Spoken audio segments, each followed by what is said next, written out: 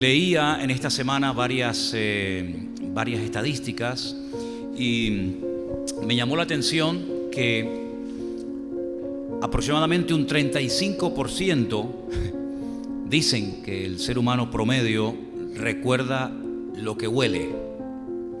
Yo no sé cómo están ustedes de olfato. Mi olfato está en perfectas condiciones. Creo que es el sentido que más desarrollado tengo. De hecho, muchas veces cuando huelo algo que no me gusta, tengo que irme y ponerme colonia a la nariz para borrarme, como yo digo, y para que no se me quede memorizado ese olor, porque el olfato es algo que te puede traer recuerdos buenos, recuerdos malos, de lugares, de países, de personas, ¿verdad? Y eso es más o menos lo que dicen, ¿no? Que lo que olemos, así que te vas a llevar un 35% de recuerdos en cuanto al olfato esta tarde de aquí de la iglesia, del culto, ¿no? Espero que olamos, ¿no? Bien. De hecho, yo le dije en una ocasión que a veces yo sé cómo huele cada uno de ustedes. No cada uno, pero a veces estoy de espalda y entra una persona y digo, entró fulanita de tal, por el olor agradable que desprende. No vayan a pensar cosas raras, ¿eh? No vayan a pensar cosas raras. Hay algunas personas en la calle, esta mañana Miriam y yo tuvimos una experiencia, hay unas personas que cuando pasan a nuestro lado tienen un olor particular. Es un olor a naturaleza muy interesante, con naturaleza profunda, ¿no? Sin embargo, dice que lo que leemos, yo no sé si estoy totalmente de acuerdo con eso, pero bueno, es por tener una referencia. Recordamos solamente el 10% de lo que leemos. Espero que a los estudiantes no les pase eso, porque si no, pobre de ustedes, ¿no? Estudian, y van a recordar solamente el 10% de lo que leyeron. No sé cómo saldrán esos exámenes, ¿no? Por otra parte, había oído una cifra más baja, pero bueno, vamos a confiar que esta sea la correcta. Un 20% de lo que escuchamos.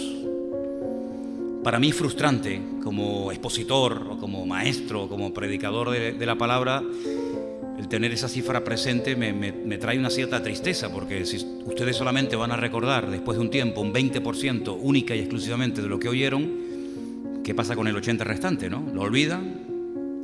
En fin, confiemos de que sea una cifra un poquito más elevada, ¿no? 30% de lo que vemos. Bueno, vamos sumando entre lo que vemos, lo que oímos, lo que olemos, ¿verdad? Un 80% de lo que experimentamos. Y eso sí lo puedo decir, porque cuando uno experimenta algo, una sensación de gozo, de alegría o de tristeza que te haga llorar o lo que sea, se recuerda muy bien. De hecho, discúlpenme las mujeres, pero muchas veces cuando se juntan 3 o 4 suelen terminar hablando del parto. Entre los hombres, nosotros los hombres no hablamos del parto porque, gracias al Señor, no es nuestra responsabilidad, ¿eh? La verdad que les felicito porque yo me moriría o simplemente me operaría para no parir, ¿no? Porque me moriría de dolor, de pánico, ¿no? Y un 90% de lo que se enseña. Bueno, está bien. Si eso es verdad, o más o menos podremos aproximarnos a algo orientativo. Si ustedes solamente se van a llevar un 20% de lo que en esta tarde van a escuchar, yo quisiera ponerle 3 frases y espero que en ese 20% ustedes no las olviden, porque para mí es lo más importante de esos 3 puntitos que quiero que sí o sí, por favor, se los lleven en esta tarde en su corazón, porque realmente es de lo que yo quiero hablar. Número 1, testimonio delante de Dios. Ahora hablaremos de eso, ¿vale? Segundo lugar, testimonio delante de los hombres o delante del mundo. Y número 3, nuestro testimonio delante de la iglesia, o si lo prefieres, delante de los hermanos. ¿Lo podemos decir todos juntos, por favor? Nuestro testimonio delante de Dios. Número 2, nuestro testimonio delante de los hombres. Y número 3, nuestro testimonio delante de la iglesia. En cierto sentido, nuestra responsabilidad tiene estas 3 vertientes, ¿no? Estas 3 orientaciones. Tenemos que ser responsables ante Dios de nuestra vida, de nuestra conducta, de nuestra forma de vivir, es decir, nuestro testimonio delante de Dios. También somos responsables y tenemos que tenerlo muy en cuenta y bien presente en nuestra vida, cada vez que hablemos, que compartamos algo, que hagamos algo, tener presente que también tenemos que dar, en la medida de lo posible, un buen testimonio delante de los hombres, incluso de los que se niegan a creer, de los que rechazan el Evangelio. Y por supuesto, y no lo pongo en tercer lugar por ser menos importante, sino simplemente por guardar un orden, el testimonio, por supuesto, nuestro delante de la iglesia, delante de los hermanos. Hay un versículo que no voy a leer, solamente citarlo. Ustedes saben que hay muy pocos capítulos en la Biblia que tienen un tema monográfico, ¿vale? Es decir, capítulos que hablen solamente de un tema. Hay muy pocos, pero uno de ellos, el capítulo 11 de una carta que se llama la Carta a los Hebreos, trata acerca del tema de la fe.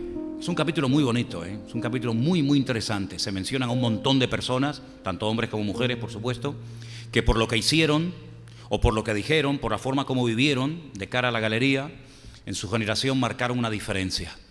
Y al final del capítulo, el penúltimo versículo del capítulo 11 de Hebreos dice que todos estos alcanzaron un buen testimonio. Es decir, que aunque específicamente no se dice de Abraham, de Moisés, de José, de Jacob, otros personajes que ahí son mencionados, la conclusión a la que llega el autor de este capítulo es que todas estas personas, todos los que se mencionan en esa lista, alcanzaron un buen testimonio. Ahora, yo quiero hablar en esta tarde acerca de la importancia de lo que llamamos el testimonio. Vamos a ver en esta tarde algunos ejemplos de personas que por la forma como vivieron pasaron a la historia, y tenemos aquí en la Biblia el relato de personas que tuvieron un buen testimonio. A veces el testimonio que tenían era delante de los inconversos. A veces el testimonio era única y exclusivamente delante de Dios y por consecuencia delante de los hermanos. Pero vamos a ver en esta tarde algunos versículos interesantes. Ahora, partimos de la base, 1 de Juan 2:6, que nosotros en nuestra vida tenemos una máxima. Algo que no es algo opcional, sino algo que es un imperativo. 1 de Juan capítulo 2, versículo 6 dice: el que dice que permanece en él debe andar como él anduvo. Repito, el que dice que permanece en él o que pertenece a él debe andar como él anduvo. Tenemos muchísima información sobre la vida y el comportamiento y el testimonio público que dio Jesús. Muchísima información. Por supuesto no tenemos toda. Una vida tan completa, una vida tan extraordinaria como la de Jesucristo es imposible. De hecho, Pepita, después del culto del jueves, me recordaba ese versículo de Juan, que de una forma metafórica, él dice que, Juan dijo, si se hubiesen escrito todas las cosas que Cristo dijo, todas las cosas que Cristo hizo, él da una opinión, ¿no? Y no es una exageración, es simplemente una especie de metáfora. Dice, pienso que no cabrían los libros en el mundo. Evidentemente, hay muchísimas cosas de la vida de Jesús que no conocemos. Realmente tenemos mucha información de los últimos 3 años de su vida, desde los 30 hasta los 33, y pequeños detalles acerca de su infancia y nada más. Hay un vacío de información de la vida de Cristo muy amplia, y ahí ya pues empieza la gente a especular y a opinar, pero realmente en cuanto a datos, los 3 últimos años de Cristo tenemos muchos, pero del resto muy pocos. Sin embargo, la Biblia nos enseña que durante esos 3 años tremendamente intensos, donde no paró de viajar y de compartir y de enseñar y de ministrar a la gente, pues marcó una diferencia que hasta el día de hoy, 2000 años después de su vida, seguimos hablando de él.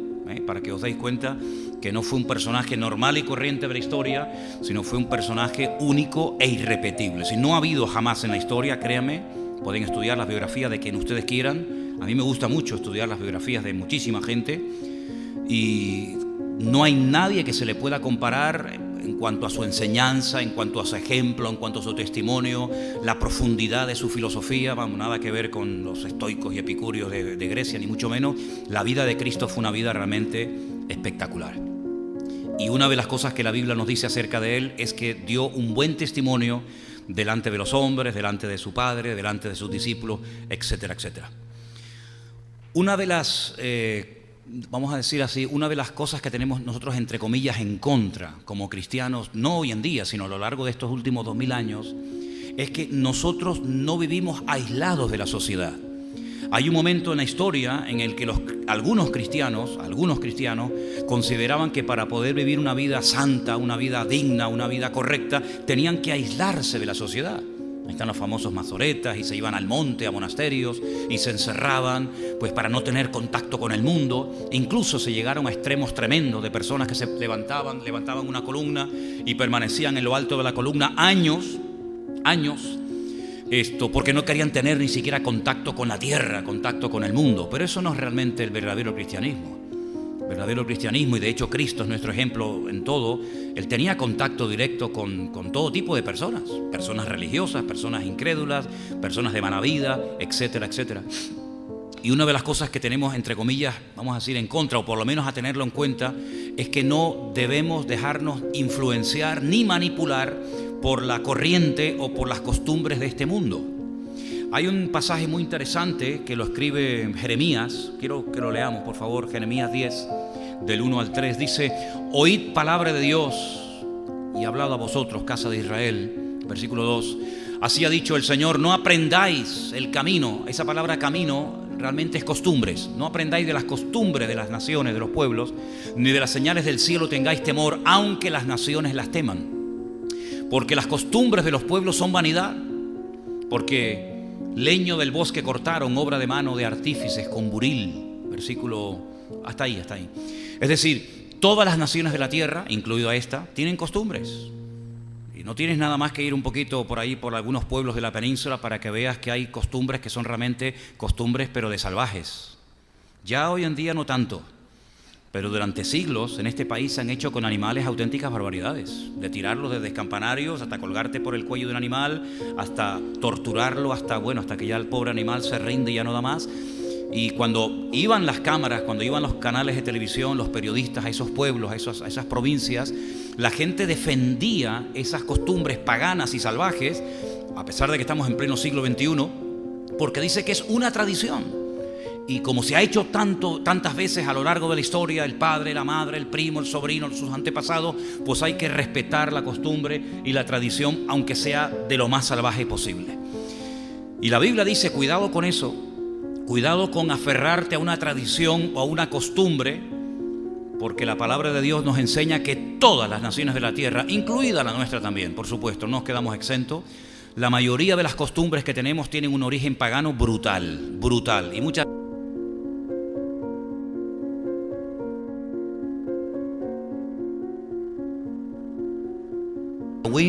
y otras fiestas que tú dices, bueno, si realmente supiéramos de dónde viene esto y por qué se hacía esto, te puedo asegurar de que muchos padres no permitirían que sus hijos tomaran parte activa de estas celebraciones. La Biblia nos advierte: cuidado con ciertas y determinadas costumbres que tienen un trasfondo espiritual más de lo que te puedas imaginar. Nosotros sí o sí, hermanos, y lo tenemos clarísimo, hemos sido llamados a marcar una diferencia. El cristianismo es algo diferente, es algo que va contra la corriente de este mundo. De hecho, la Biblia, lo habéis leído en la lectura esta tarde en Efesios 2, habla acerca de la corriente de este mundo. Si hay una corriente, hay un estilo de vida, hay una filosofía, hay una forma de vivir, de actuar, de comportarte, que nosotros como cristianos muchas veces chocamos frontalmente contra ella.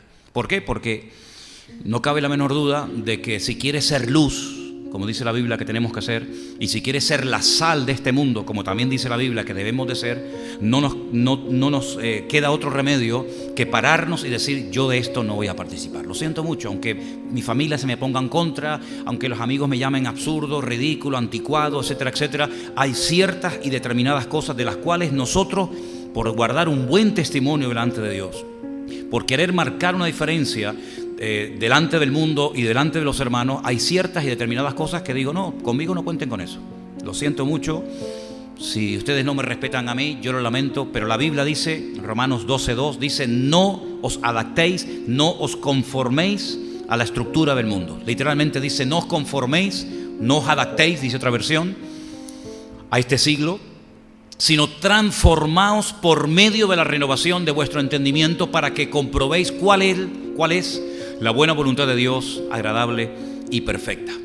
La corriente de este mundo, la filosofía, el estilo de vida de este mundo es algo que te atrapa, no te das cuenta, y claro, como a veces te sientes solo en medio de la gran masa, pues a veces la gente no quiere complicarse la vida y dice: bueno, venga más, pues yo también lo hago, venga, yo también lo digo, venga, yo también participo. Pero como cristianos tenemos que tener las ideas claras, y para eso tenemos un manual que se llama la Biblia, que todos lo tenemos a nuestro alcance en nuestro propio idioma, y podemos estudiarlo y podemos leer y podemos llegar a la conclusión de que hay ciertas modas, hay ciertas tradiciones o ciertas celebraciones o ciertas fiestas que, aunque formen parte del folclore y de la idiosincrasia y de la cultura de mi pueblo, de mi tierra, de mi ciudad, lo siento mucho, como cristiano no me puedo meter en esa corriente porque he decidido agradar a Dios, y si quiero agradar a Dios, a veces no me quedará más remedio que tener que desagradar a ciertas y determinadas personas. Ahora, quiero que leamos en la Biblia algunos textos de personas que marcaron una diferencia porque tuvieron un buen testimonio. Y mira tú por dónde el libro de los Hechos nos habla acerca de un militar, de un centurión romano llamado Cornelio. En Hechos capítulo 10, versículo 22, este hombre de origen italiano, pero que estaba destinado en Israel, dice la Biblia de él lo siguiente: Cornelio, o dijeron Cornelio el centurión es un varón justo, temeroso de Dios, sí, que respeta a Dios, ¿vale? Que tiene buen testimonio en toda la nación de los judíos. Oye, esto es tremendo, ¿eh? En todo el país. La gente conocía la forma de vivir de Cornelio, en todo el país. En toda la nación tiene buen testimonio. Ha recibido instrucciones de un santo ángel de hacerte venir a su casa para oír tus palabras. A mí me llama mucho la atención. Este hombre no es judío, este hombre no es un escriba, un fariseo, un religioso, un profesional de la religión, diríamos. Sin embargo, en su profesión, en su carrera, en este caso de soldado, de militar, era un hombre diferente. Había miles de soldados destinados en Israel en aquel tiempo. Las legiones romanas estaban por toda Europa, por todo el norte de África, por todo el Medio Oriente. Era el imperio que en aquel momento estaba llevando las riendas del mundo durante muchos siglos. Pero sin embargo la Biblia habla de este hombre bien. No era un abusador, no era un tirano, no era un cobarde, como incluso su máxima autoridad, el gobernador de Judea, que era Poncio Pilato, sino dice que era un hombre temeroso de Dios, un hombre justo, un hombre correcto, un hombre que marcaba una diferencia y un hombre que tenía buen testimonio. Y a ese hombre dice que se le apareció un ángel y le dice: mira, tienes que llamar a fulanito de tal para que venga y te dé instrucciones específicas acerca de cómo tienes que vivir, acerca de cómo tienes que organizar tu vida si quieres verdaderamente seguir agradando a Dios. Tomen nota de este hombre, Cornelio. No era un religioso, pero en su profesión marcó una diferencia en su época. Tenemos el testimonio de otro joven cuyo padre no era creyente, para que no digan: no, es que mi padre no es creyente, entonces No, mira. En Hechos capítulo 16 hay otra persona cuyo padre no era judío, era griego, su madre sí era judía, y habla la Biblia muy bien de él. Versículo 1. Estamos en Hechos 16, 1. Después llegó a Derbe y a Listra, y he aquí había allí un cierto discípulo llamado Timoteo, hijo de una mujer judía creyente, pero de padre griego, y daban buen testimonio de él los hermanos que estaban en Listra y en Iconio. Si has tomado nota, de Cornelio se hablaba bien en toda la nación, tanto creyentes como no. De Timoteo dice que los hermanos daban muy buen testimonio acerca de él. Le dieron tan buenas referencias a Pablo acerca de Timoteo, que a pesar de que su padre no era judío, practicante, su madre sí, Pablo dice: mira, vente conmigo. Y este joven se dejó tratar, se dejó discipular por la vida de Pablo, y llegó a ser un pastor muy importante en el siglo I, llevando las riendas, llevando la responsabilidad de una iglesia muy, pero que muy grande, de miles y miles de personas, que estaba en la ciudad de Éfeso, ciudad en la que Pablo estuvo pastoreando esa iglesia 2 años. Así que tenemos a Cornelio, tenemos a Timoteo, tenemos a un tal Ananías, pero mientras buscamos en Hechos 22:12, no lo confundan con otro señor que se llamaba también Ananías, que era el marido de una tal Zafira, que cayeron muertos en una reunión. ¿Se acuerdan la historia? No es ese, es otro. Entonces, uno llamado Ananías, varón piadoso según la ley, tenía buen testimonio de todos los judíos que allí moraban. Los judíos decían: esta persona tiene un buen testimonio, esta persona no es un falso, no es una persona que dice una cosa, luego hace otra, una persona de doble ánimo, ¿no? Una persona de dos caras, sino que los judíos daban un buen testimonio de Ananías. Fijaros qué importancia le da la Biblia al hecho de tener un buen testimonio delante de Dios y delante de los hombres, que cuando Pablo le escribe a Timoteo ya es un pastor, le dice: mira, si en tu iglesia se levanta alguien con el deseo, con el anhelo de dedicarse a predicar la palabra de Dios, es decir, de llegar a ser algún día un pastor, aunque la palabra que aparece es obispo, pero realmente es la palabra pastor, le da una lista de requisitos que tiene que cumplir esa persona. Y fíjate lo que dice en 1 Timoteo 3:7 acerca del tema del testimonio. 1 Timoteo capítulo 3, verso 7. También, ya ha dicho unos requisitos, pero dice: también es necesario que tenga buen testimonio de los de afuera,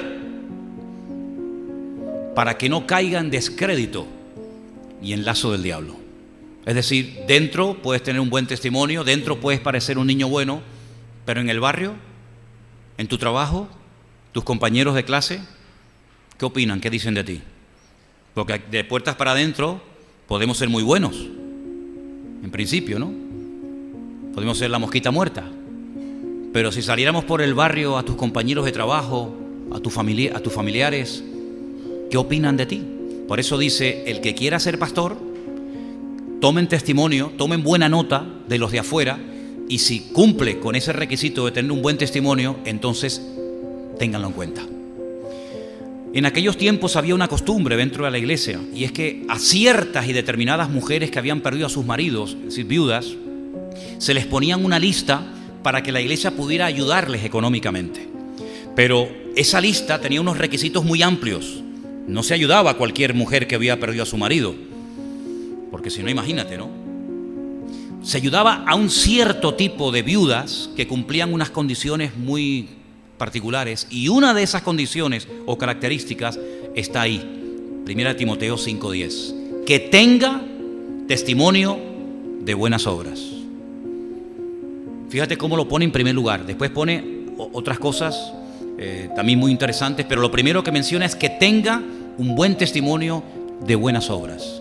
Si no es que ahora viene una persona y bueno, hay que ayudarle, ¿verdad? Porque como no tiene hijos, no tiene marido, no, cuidado, tiene que cumplir una serie de condiciones. Si volvemos al principio, hay 3 cosas que tenemos que tener en cuenta a lo largo de toda nuestra vida, si queremos ir en serio con Dios. Y es nuestro buen testimonio delante de Dios, nuestro testimonio delante del mundo o de los hombres, de los que no creen, y nuestro testimonio delante de la iglesia o delante de los hermanos. Todo lo que hagas, todo lo que digas, ten siempre presente estos 3 puntos. ¿Qué testimonio yo voy a dar delante de mi Dios haciendo esto? Estando en este lugar, viendo esta cosa, adquiriendo este objeto, viendo esta película, visitando este sitio, etcétera, etcétera. ¿Qué testimonio, qué imagen voy a proyectar delante de Dios? Por supuesto que Dios sabe lo que hay en el corazón, está más claro que el agua.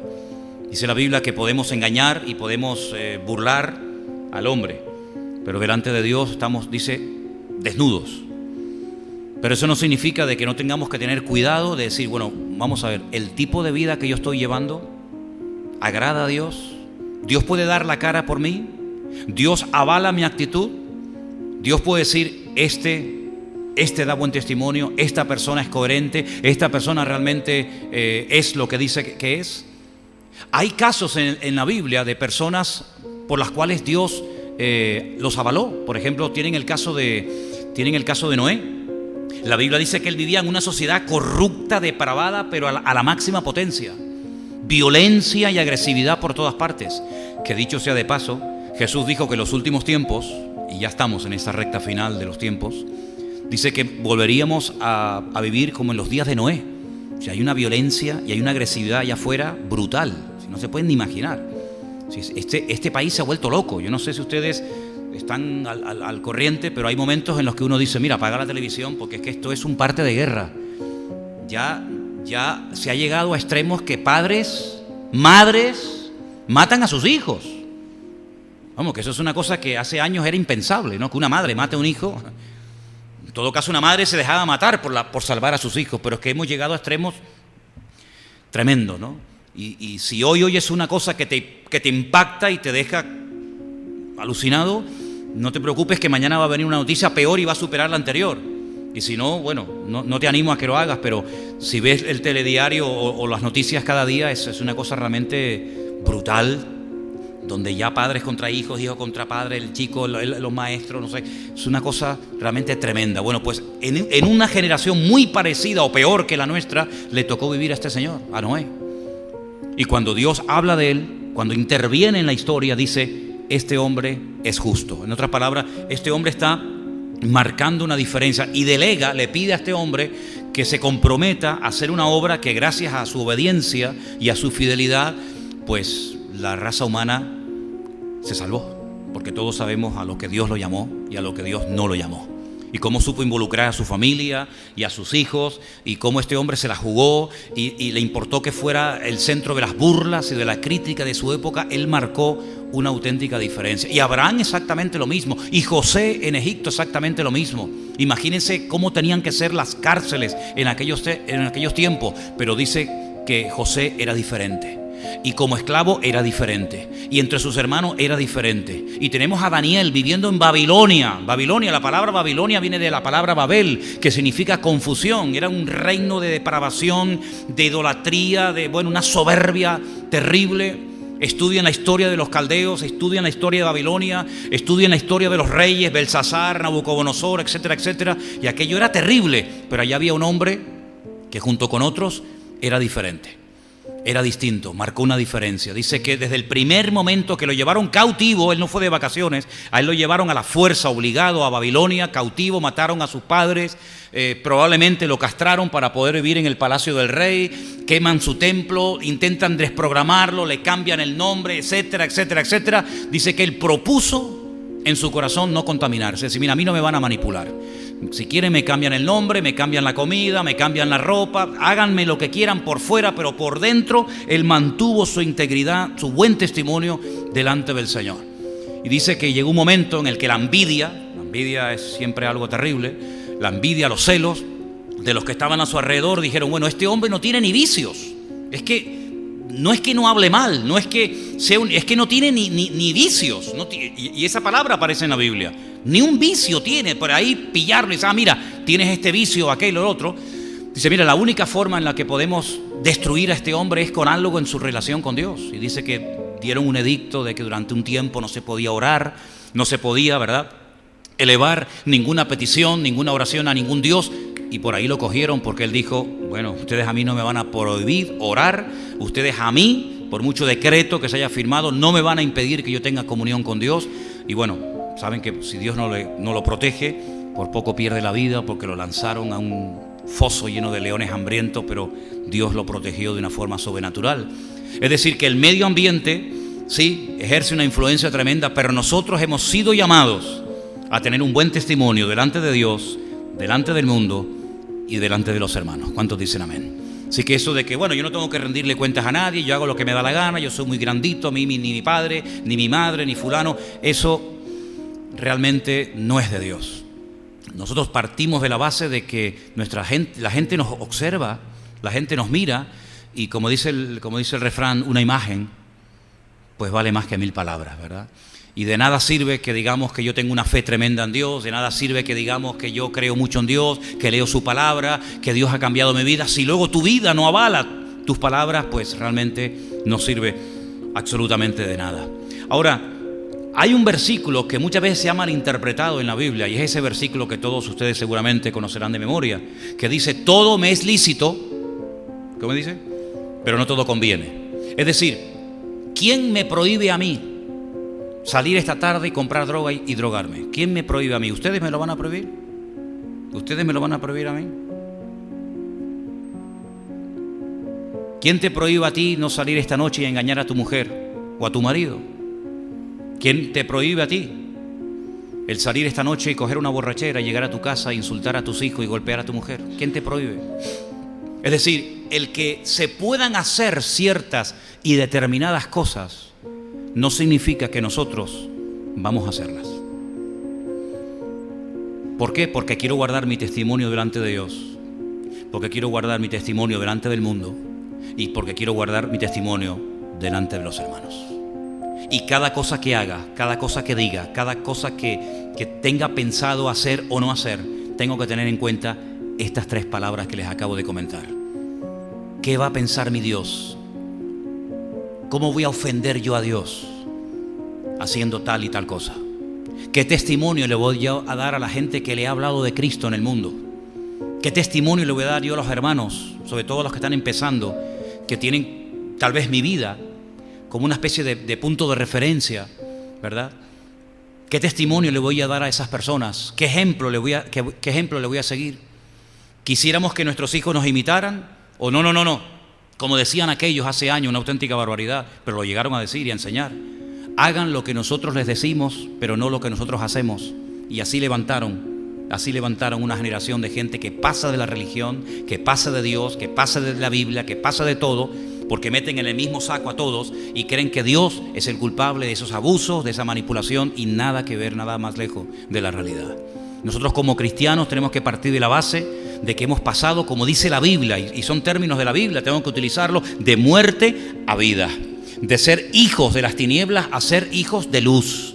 Y nuestra forma de hablar, nuestra forma de pensar, nuestra forma de opinar, nuestra forma de hacer comentarios en nuestro puesto de trabajo, en la escuela, en la universidad o donde sea, tiene que ser totalmente diferente. Y aunque todos lo hagan, me da igual que todos lo hagan. Yo no soy un borrego que actúo como la masa, como la gran masa, sino que yo tengo presente que mi testimonio delante de Dios y mi testimonio delante del mundo y mi testimonio delante de los hermanos es lo más importante en mi vida. ¿Cuántos dicen amén? Nunca olvidaré un día que estábamos aquí en la puerta de la iglesia, ahí en el rastro, y vino uno que venía antiguamente mucho por aquí, y pasó una chica, y yo pensaba que se iba a quedar visco, porque desde que empezó a caminar por la esquina hasta que llegó a la otra esquina, ni parpadeaba el tipo, ¿no? Se quedó así mirando. Entonces yo miré para otro lado y me dice: ¿tú no miras? Digo, no. Digo, ¿por qué? Digo, porque soy cristiano.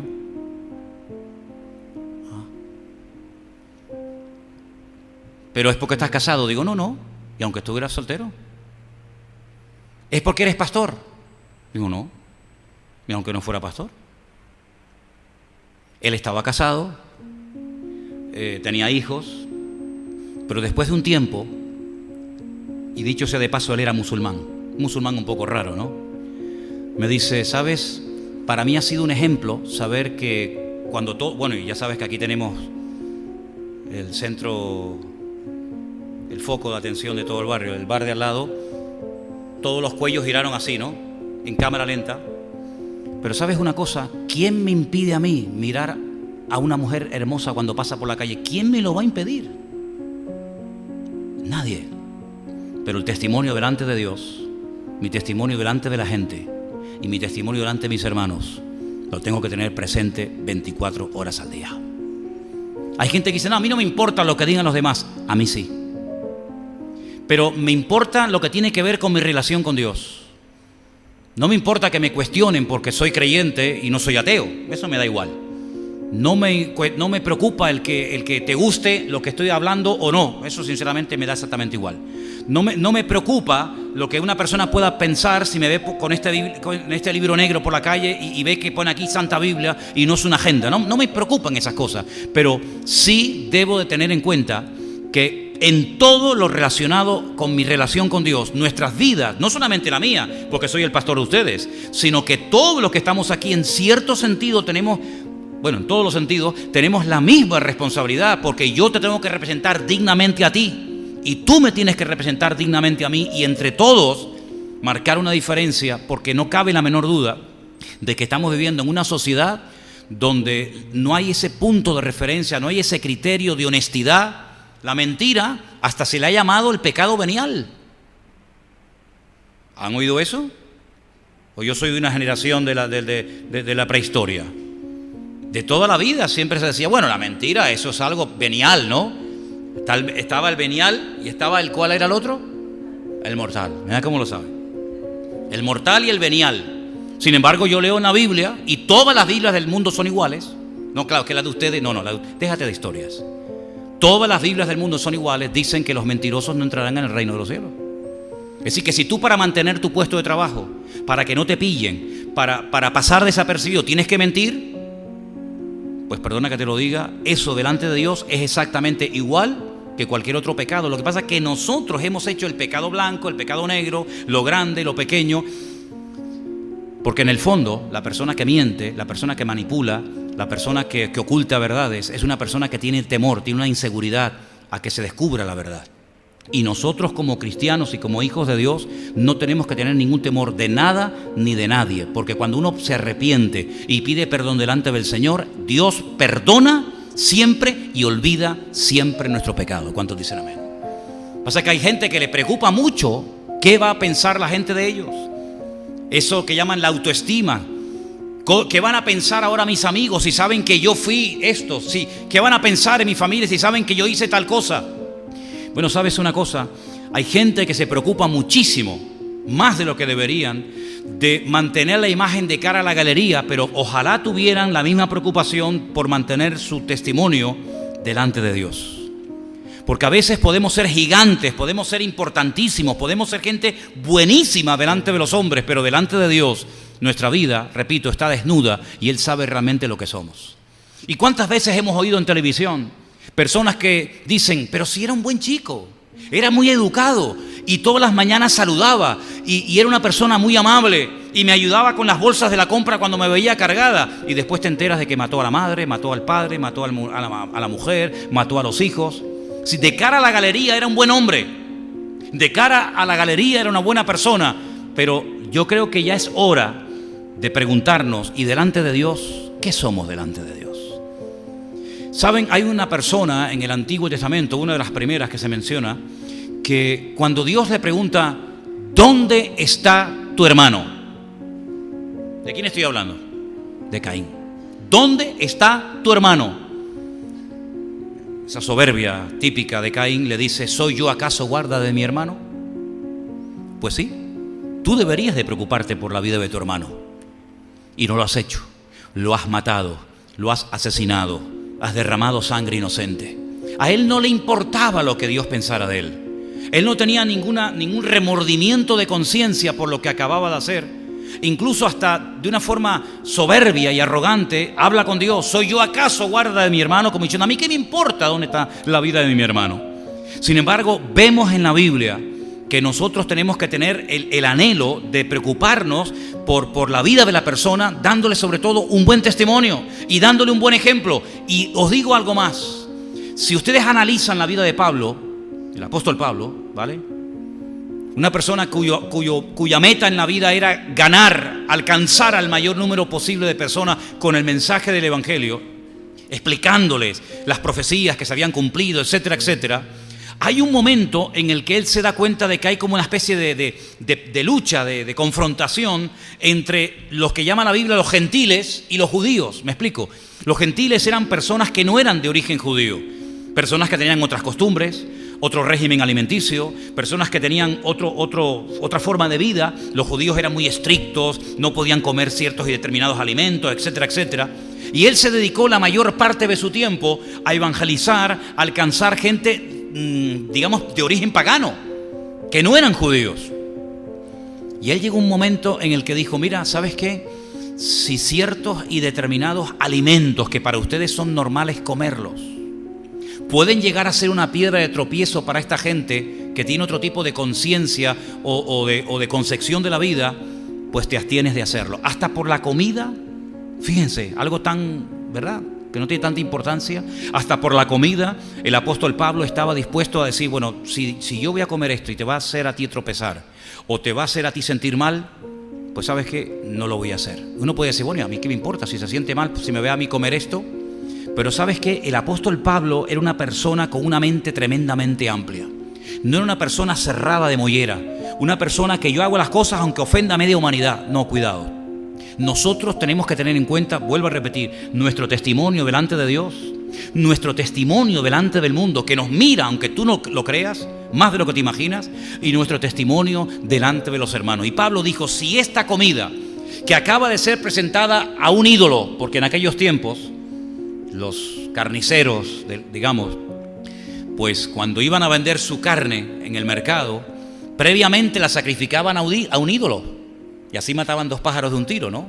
Presento el sacrificio a Baal, al dios de turno, y a continuación la troceo y vendo la carne y así saco un dinero. Pablo decía, bueno, y este señor ha presentado este animal, este sacrificio, ¿ante quién? Ante el dios Baal. Y Pablo decía, ¿y Baal quién es? Y Baal es un muñeco. ¿Qué son los ídolos del mundo, hermanos? Lo tenemos más claro que el agua. No hay que ser muy inteligente para saber que cualquier ídolo, cualquier imagen que tú me menciones, tiene ojos y no ve, tiene boca y no habla, tiene manos y no toca, tiene pies y no camina. Cualquiera, me da igual. Los ídolos de Venezuela, los de Colombia, los japoneses, los hindúes, me da exactamente igual. Todos tienen un denominador común. Son ídolos hechos por las manos del ser humano, que le ha dado forma de mujer, le ha dado forma de hombre, con un brazo, con 8 brazos, con trompa de elefante, me da igual, pero todos son obras de alguien que los ha hecho. Y Pablo decía, si esta persona acaba de matar una vaca y la ha presentado a su Dios para mí no es nada, es un ídolo muerto, mudo, que no tiene poder ni para hacer daño ni para hacer bien. Esta era la mentalidad que este hombre tenía, y yo estoy 100% de acuerdo con él, no sé tú. Pablo decía, pero yo cuando oro, nosotros tenemos la costumbre de orar y dar gracias al Señor antes de los alimentos, ¿sí o no? ¿Sí? ¿Sí o no? Lo decíamos el jueves. Y yo oro y le digo, Señor, gracias por esta comida que hoy has puesto delante de mi mesa. Yo creo que cuando yo oro a mi Dios que me oye, que está vivo, que no lo he formado yo con mis manos, sino al revés, es Él el que me ha dado la vida y no yo la vida a Él, ¿verdad? Pues yo creo que Dios bendice esos alimentos. Y yo no te quiero decir lo que yo he comido cuando he viajado por ahí. Algunos de ustedes, vamos, ni se atreverían a tocar eso. Pero a mí me han dado cosas que, bueno, me las he comido. ¿Por qué? Porque ese día es lo que Dios me ponía delante para comer. Yo sé que hay algunos que ven un pelo y ya, vamos, se vomita, ¿no? Hay gente que... A mí me da igual, yo no tengo escrúpulos ninguno en ese sentido. Pero claro, si yo ahora voy a comer esta comida y a este hombre, que le han enseñado todo tan, como dice la frase de Miriam, es tiquismiqui. Es tan tiquismiqui que le va a molestar que yo esté comiendo una carne que previamente ha sido sacrificada a un ídolo. ¿A ti te molesta verme comer esto? ¿Sí? ¿Qué podríamos decirle? Pues mira para otro lado, ¿no? ¿Te molesta, hermano? ¿Te sientes mal si me ves comer esto? Pues sí, la verdad es que no me hace ni una gracia, digo. No hay problema. Hazme un huevo frito. O no como. Y tú dices, pero ¿y por qué tenemos que llegar a ese nivel? Porque quiero darle un buen testimonio a mi hermano. Y si va a tropezar o se va a sentir mal por la comida, prefiero no comer que ofender a mi hermano en Cristo. ¿Estamos dispuestos a llegar a ese punto? ¿Estamos dispuestos a llegar a ese nivel? Lo tuvimos que hacer aquí a nivel de congregación cuando el tema de la Santa Cena. Sabéis que una vez al mes en esta iglesia, como en muchas iglesias evangélicas del mundo, pues una vez al mes partimos pan y vino para todos. No, el vino me lo tomo yo y le doy a ustedes el cacho de pan. No, aquí vino y pan para todos. ¿Sí o no? Porque aquí todos somos iguales. ¿Nadie dice amén o qué? ¿Vale? Pues había personas que tuvieron serias luchas con el alcohol durante años. Y personas que tuvieron que estar en un centro para dejar este vicio. Yo, gracias al Señor, yo nunca he tenido problemas con la bebida, jamás. Y la mayoría de nosotros no hemos tenido problemas con la bebida. Y nosotros durante años en esta iglesia poníamos todos los meses pan y vino, como dice la Biblia. Claro, yo sé que hay algunos hermanos, y perdóneme, que en otros países le dicen, no, los cristianos no pueden beber vino. ¿Pues será usted? ¿Será usted? ¿Dónde dice la Biblia que yo no puedo beber vino? Lo que la Biblia dice es que no me emborrache, pero beber vino, hágame el favor, señora. Pues llegamos a un punto que dijimos, bueno, y si tenemos a 1 o 2 personas en la iglesia que simplemente al levantar la tapita de la bandeja, simplemente oliendo el olor al alcohol y probando una copita, que ustedes saben que nos damos un cartón a cada uno, ¿no? Si nos damos una copita, hombre, ¿no? Yo sé que algunos dirán, uy, ¿no podías poner un poquito más y tal? Si simplemente por el olor y por una copita el hombre que lleva 10 años peleando con estos, otra vez se le va a despertar el instinto a beber más, pues ¿sabe lo que hicimos? Mira, a partir de ahora vamos a poner zumo de uva. ¿No sale de lo mismo el zumo de uva que el vino? Pues ya está, zumo de uva. Yo sé que algunos lo echaron de menos, ¿eh? Sé que, por ejemplo, el mes pasado se puso vino, no sé si no había zumo de uva y se puso vino, y algunos dijeron... Imagínate cuando yo iba a algunas iglesias a las 10 de la mañana un domingo al culto, yo no desayuno nunca, y a las 10 de la mañana llego a una iglesia que me dan una copa de vino así. Y yo pensaba que era toda para mí y me la bebí toda yo. Imagínate cómo me cayó aquello en el estómago. Todavía me arde el estómago de aquella época, ¿no? Entonces era tropiezo para una persona, para uno en toda la iglesia. Lo quitamos, ¿por qué? Por amor a esa persona. Ahora decimos, no, lo siento. Total, 1 entre 100. No, por amor a uno. Dice, los tropiezos, dijo Jesús, siempre vendrán. Pero hay de aquel que haga tropezar a uno de mis hijos. Y Jesús dijo algo tremendo, ¿eh? Fíjate lo que dice. Hay que saber interpretar esto, porque parece que te está invitando a que te suicides, ¿no? Como alguien haga tropezar a uno de mis hijos, mejor es que se ate una piedra de molino al cuello y se tire a la mar antes de que haga tropezar a uno de mis hijos. Y por eso, qué cuidado tenemos que tener cuando hablamos ciertas y determinadas cosas en casa delante de los niños. Porque hay conversaciones de adulto, hay comentarios, hay cosas que se pueden llegar a decir que a lo mejor los niños que están delante no las entienden y no comprenden por qué papá está diciendo eso o por qué mamá está diciendo tal otra cosa.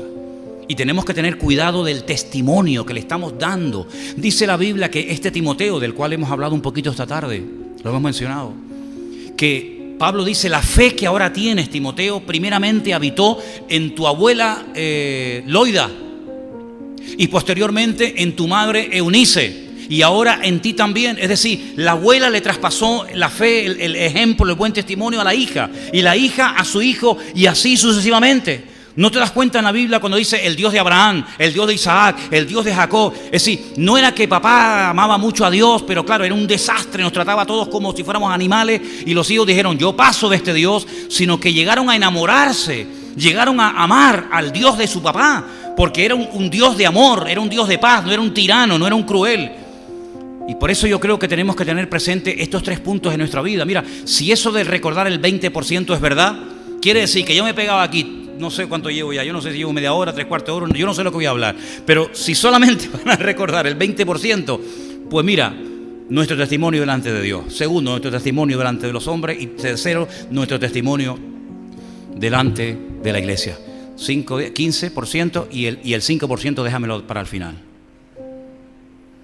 Cuando salgas por esa puerta, hasta el día jueves no nos volveremos a encontrar. Bueno, yo no estaré porque el martes me voy a Israel, pero todos vamos a estar, ustedes sobre todo, desde hoy hasta el jueves, sin vernos, prácticamente, sin reunión. Algunos hasta el próximo domingo no volverán por aquí, si es que vienen.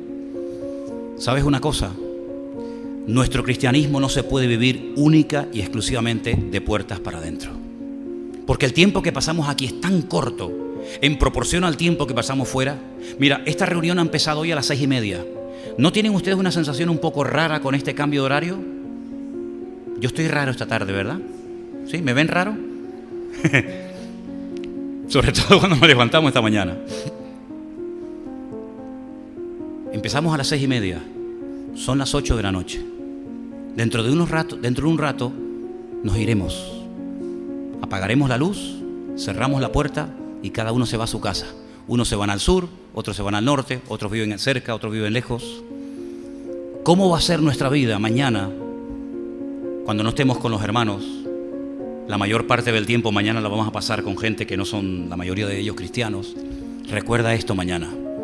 Cuando empiecen a contar cosas que no edifican, cuando empiecen a criticar al jefe otra vez, no entres al trapo. No entres al trapo. Mira, yo no estoy aquí para quejarme.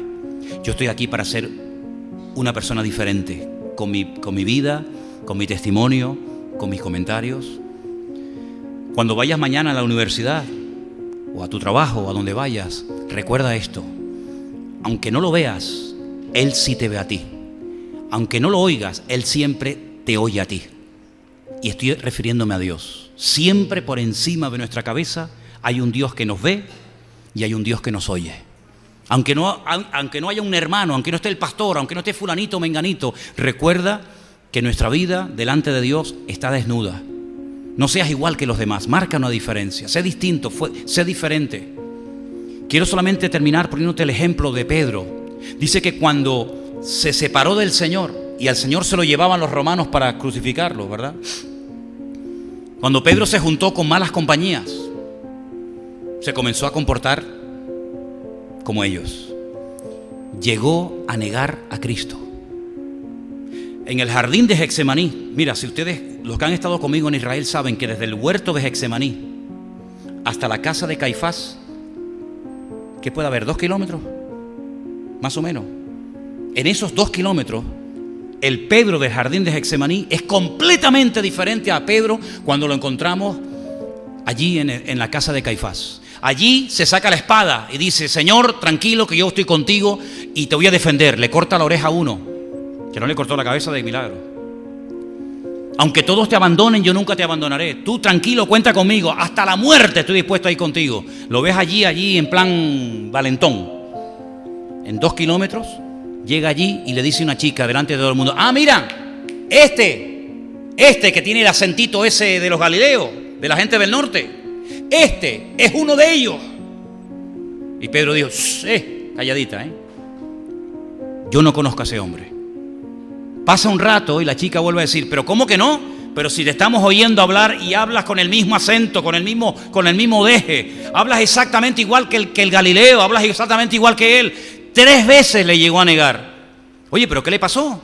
De estar en un lugar con una valentía, una osadía tremenda, utilizando armas carnales para defender a Cristo, y ahora te lo ves allí asustado, negando al Señor. Bueno, ¿sabes lo que pasó? Que se olvidó de que aunque no estaba el Señor Jesucristo así físicamente, como siempre solía estar el Señor a su lado, se olvidó de que aunque no estuviera así, el Señor siempre nos oye y el Señor siempre nos ve. Y ese pensamiento lo tienes que tener permanentemente en tu vida. Yo nunca olvidaré, y no lo cuento como buen testimonio, porque yo no he sido toda mi vida una persona con un testimonio maravilloso, que yo no soy botón de muestra de nada, ¿no? Pero recuerdo una vez que hice el ridículo y tuve que pedirle perdón a Dios y a esta persona. Bajábamos de Benito Pérez Armas y hay un momento en el que se puede doblar para el Parque La Granja. ¿Saben lo que estoy hablando? No por donde no se puede doblar. ¿Saben cuál le digo, no? El que pone una flecha y dice: por ahí no se puede, sino la anterior. Pasas la cárcel vieja y a mano izquierda se puede ir para el Parque La Granja. Y allá hay un semáforo y había un coche parado. El semáforo estaba en verde. Yo empecé a pitarle y no se meneaba. Y empecé a pitarle y no se movía. Mira, empecé: que te mueva, que estás atontada, perdida. Mujer tenías que ser. Sacó la cabeza por la ventana una señora y me dice: hola, pastor, Dios le bendiga, pastor. Mira, era una hermana del centro cristiano de la iglesia que teníamos. Mira, cuando me dijo aquello, menos mal que no iba a Elena. Llega a ir a Elena y me crucifica dentro del coche. Dentro del coche dije: Señor, perdóname. ¿Y ahora qué le digo a esta mujer cuando me vea el domingo predicar en la iglesia? Y le tuve que pedir perdón al Señor. Y le tuve que pedir perdón a ella. Digo: mira, perdona, no sé lo que... Bueno, yo sé lo que me pasó, ¿no? Digo: lo siento, es que me pusiste tan malo, es que estaba el semáforo en verde y no te movías, mía. Pero bueno, no tiene justificación. Cuidado cómo hablamos, cuidado cómo vivimos, cuidado porque la gente nos observa más de lo que te puedes imaginar. Si haces todo bien, no te van a decir ni por ahí te pudras. Es como yo le digo al del sonido: cuando no te feliciten, lo has hecho bien. ¿Verdad? Pero en el momento en que hagas la más mínima cosa, te van a decir: ah, mira, eso es lo que te enseñan en tu iglesia, ¿no? En tu religión. Eso es lo que te enseñan allí en la secta que estás metida. ¿Te das cuenta? La gente no te va a pasar ni una. Pues como lo sabemos, vamos a pedirle ahora al Señor que nos ayude a vivir toda esta semana con un buen testimonio delante de Dios, con un buen testimonio delante de la gente y con un buen testimonio delante de los hermanos. ¿Les parece? ¿Estamos de acuerdo? Ok, cierra tus ojos y oramos al Señor. Aleluya.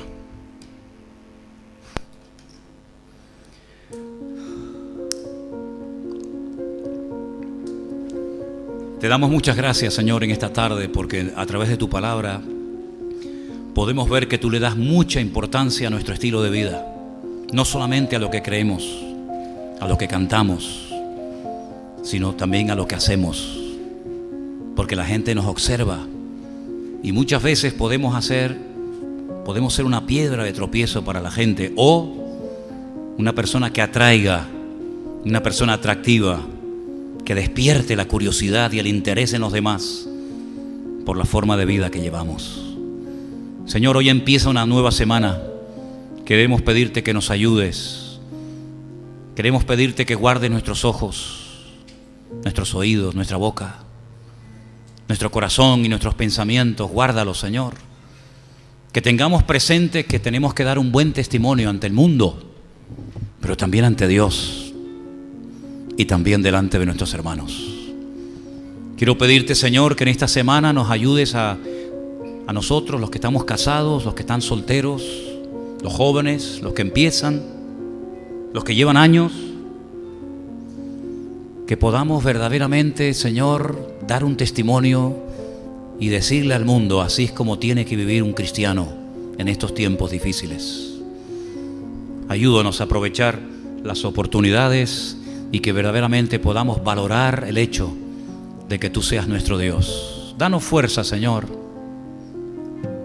Queremos pedir tu bendición y tu ayuda para que podamos hacer las cosas decentemente y con orden.